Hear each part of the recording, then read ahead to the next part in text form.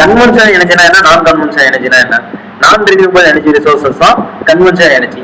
அதே மாதிரி non conventional எனர்ஜினா ரினியூவபிள் எனர்ஜி ரிசோர்சஸ். நான் கன்வென்ஷனா என்வாயன்மெண்ட்டை பொல்யூட் பண்ற எல்லா எனர்ஜி ரிசோர்சஸுமே நான் ரினியூவபிள் எனர்ஜி ரிசோர்சஸ் தான்.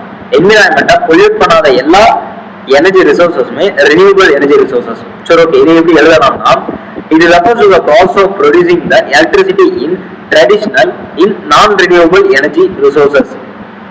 ஓகேவா? காலங்காலமா யூஸ் பண்ற எனர்ஜி ரிசோர்சஸ் தான் கன்வென்ஷனல் எனர்ஜி.